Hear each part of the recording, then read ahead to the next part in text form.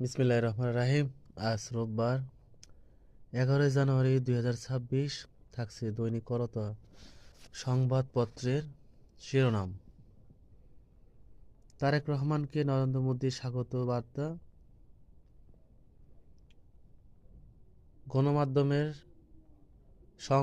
সাংবাদিকদের সঙ্গে মত বিনিময়। তারেক রহমান, মতপার্থক্য থাকলেও যেন মতবিরোধের পর্যায়ে না যায় এবং সিলেট থেকে নির্বাচনী প্রচার শুরু করবেন তারেক রহমান। নির্বাচনী প্রস্তুতি বিএনপি থেকে জামাত এনসিপি জোট অনেক এগিয়ে।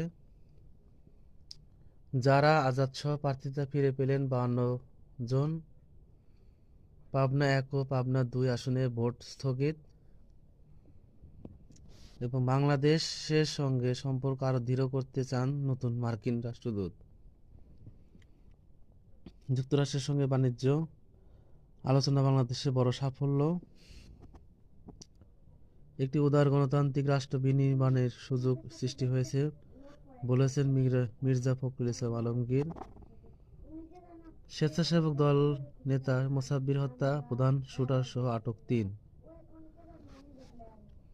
এবং অর্থ উপদেষ্টা, সিঙ্গাপুর হওয়ার কথা বলছি না, শক্তিশালী বাংলাদেশ গড়াই লক্ষ্য।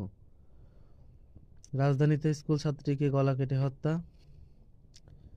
দেশে বিনিয়োগ ইতিহাসে সর্বনিম্ন এডিপি বাস্তবায়ন 10 বছরে কম।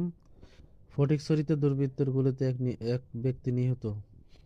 উত্তল ইরানে নিহত 200 বিক্ষোভকারীদের বিরুদ্ধে রেড লাইন ঘোষণা, সেনাবাহিনীর গ্যাস সংকট কাটেনি। এই ছিল দৈনিক করতোয়া সংবাদপত্রের হেডলাইন। ধন্যবাদ।